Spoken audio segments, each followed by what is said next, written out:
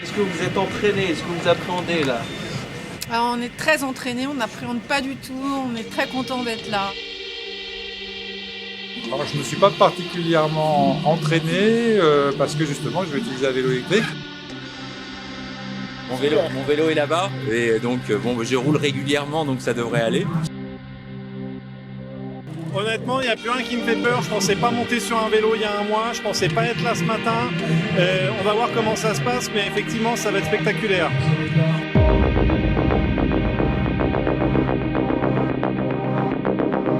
Pour les amateurs de cyclisme, vous avez peut-être reconnu juste derrière moi le Mont Ventoux, la mythique étape du Tour de France, qui va aujourd'hui être gravie par un peloton bien particulier, composé d'urologues, de patients, de chercheurs, pour lutter contre le cancer de la prostate. Alors quel rapport? On va voir. On monte le Ventoux, 15 km d'ascension, 15 km. Et on s'arrête au Mont-Serein. On va donc prendre le parcours dans l'autre sens.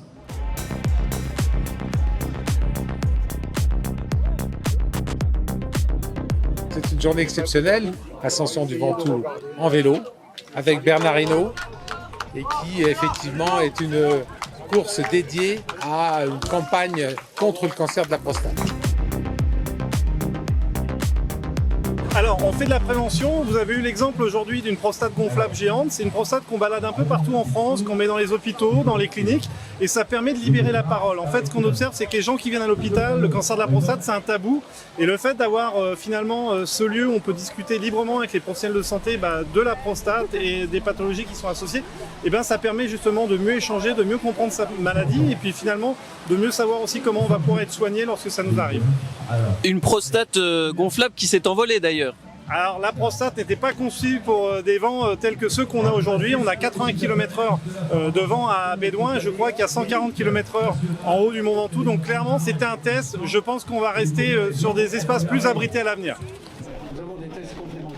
Ça permet également de lever des fonds avec l'association des patients.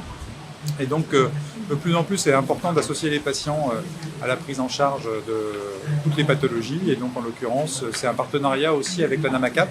Un chèque de 2500 €. Pourquoi le vélo? Pour deux raisons. D'abord parce que le vélo, c'est souvent le sport de nos patients. L'urologue s'occupe de l'homme et à partir de 40, 50, 60 ans, finalement, les sportifs se mettent plutôt à faire du vélo. Ceux qui ont toujours fait du vélo font du vélo. Donc on retrouve beaucoup de gens qui ont à la fois des problèmes de prostate et des problèmes de vélo. Donc ça concerne ça. Et puis le deuxième point, c'est toute l'importance de l'activité physique, l'importance du sport. Puisqu'on sait que le sport, c'est quelque chose qui est important pour diminuer l'hypertension, le poids, le diabète, etc. Mais il y a aussi un rôle qui est positif pour le cancer, quel que soit le stade du cancer, mais même aussi à des stades précoces où on voit que les gens qui ont une activité physique régulière vivent mieux le cancer, assument mieux les traitements et finalement s'en sortent peut-être mieux que les autres. Attention, 3, 2, 1, c'est parti!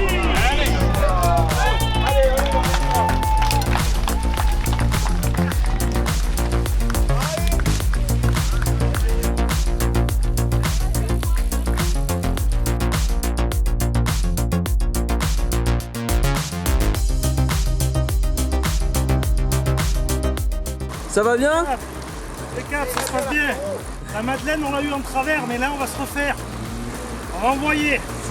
C'était même pas l'apéro, la Madeleine. Ouais, préparez bien l'apéro. Ouais. On a toujours envie de se battre Bien sûr. pour la prostate? Évidemment.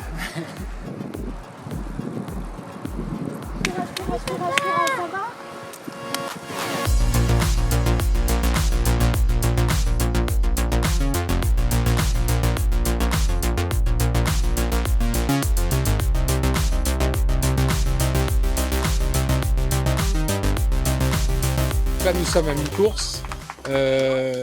300 participants ont fait la montée. Bien sûr, des urologues, mais aussi des patients, mais aussi leurs familles et aussi d'autres médecins. On est à mi-course, on n'est pas au bout, mais le plus dur est fait. Est-ce qu'aujourd'hui, vous considérez que le cancer de la prostate est encore tabou en France? Alors, le cancer de prostate est en effet tabou. Pour la plupart des gens, c'est une maladie qui touche des hommes âgés. Et il faut donc maintenant à travers cette campagne grand public, que chacun prenne conscience qu'il a éventuellement un risque puisque un homme sur 7 pourra être atteint au cours de sa vie. Quand on a un cancer de prostate au début, c'est le seul moment où on peut en être guéri. On a les moyens de le détecter tôt par une simple prise de sang qui s'appelle le PSA. Et il faut le faire à partir de 50 ans parce qu'effectivement, c'est une maladie qui est insidieuse car elle est silencieuse au début. C'était quand la dernière fois que vous avez gravi le Mont Ventoux? Vous l'avez jamais fait pendant le tour en fait, c'était presque inédit pour vous.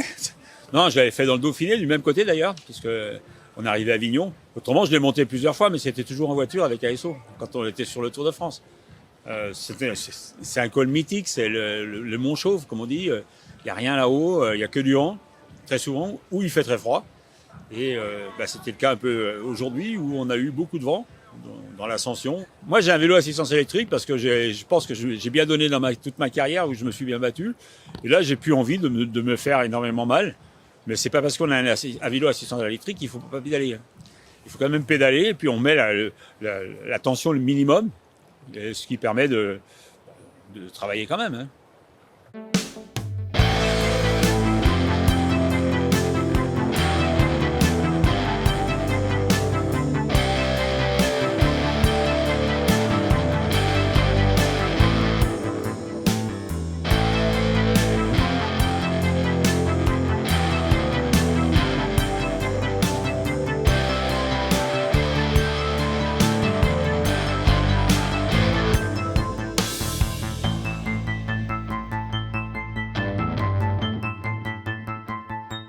Est-ce que vous pensez que ce genre d'événement peut vraiment avoir un impact auprès du grand public?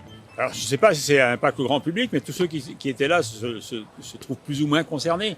Soit ce sont des spécialistes de cette maladie, soit ce sont des gens qui ont été malades et qui ont été soignés. Il y a des jeunes qui étaient aussi dans le vélo et peut-être qu'eux vont communiquer en allant voir leur grand-père, en allant voir leur père en disant « Papa, j'ai entendu des choses, peut-être qu'il faudrait peut-être que tu te fasses dépister pour voir si tu n'as pas un petit souci. » Et rien que ça, c'est déjà très important. Après, pour faire une communication au niveau national, il faudrait avoir la force de la télévision et de l'État, parce que finalement, il n'y a que l'État qui peut se payer ça, pour dire aux gens, dépistez-vous, c'est un cancer, il ne faut pas l'oublier. C'est comme le cancer du sein, comme les ovaires pour une femme, pour les hommes, c'est la prostate, malheureusement. Numéro 13, c'est pas